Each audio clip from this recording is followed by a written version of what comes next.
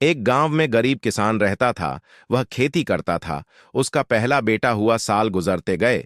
फिर दूसरा बेटा हुआ, साल गुजरते गए। फिर तीसरा बेटा हुआ, बेटियां हुईं। उस टाइम फसल कम आती थीं और डाकुओं का जमाना था। इसलिए खेती में अपनी फसल बचाव के लिए रात दिन देखभाल करना पड़ता था। नहीं तो वहां डाका दिन दहाड़े होता था। भूखमरी के कारण अपना खुद का कैरियर संभल कर चलना पड़ता था। फिर बेटी और चौथा बेटा हुआ।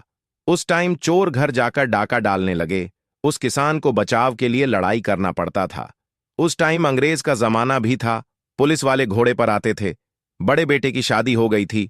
उधर चोरों ने अपना ढंग उन पर जमाए बैठे थे।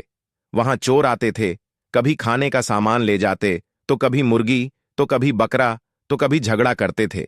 इसलिए वह किसान थोड़े समय के लिए गांव से बाहर अपने 4 बेटे और बेटियां पत्नी के साथ वहां से चले गए।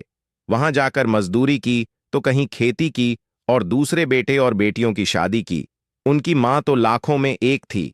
मेहनत कर करके वहीं पुराने गांव के पास खेती ली। तीसरे बेटे की शादी हुई और चौथा बेटा पढ़ाई करता था।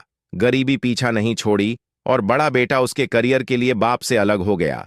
फिर दूसरा और तीसरा बेटा बाप के साथ थोड़ा समय बिताए, फिर वह भी बाप को छोड़कर चले गए। उधर चौथा बेटा पढ़ रहा था। 3 भाई के जाने से मां बाप हार माने बैठे थे। 3 बेटे उनका परिवार संभाल रहे थे। चौथे लड़के को गांव से भी शहर पढ़ाई के लिए भेजा गया। वहां उसे पैसे की समस्या हुई, तो कोई भाई उसे पूछा नहीं पढ़ाई के लिए कि ले भाई पढ़ और आगे बढ़, ऐसा किसी ने नहीं कहा। मां बाप की हालत और पैसे की हालत देखकर उस बेटे ने भी शादी कर ली और बाप के साथ खेती करना शुरू किया।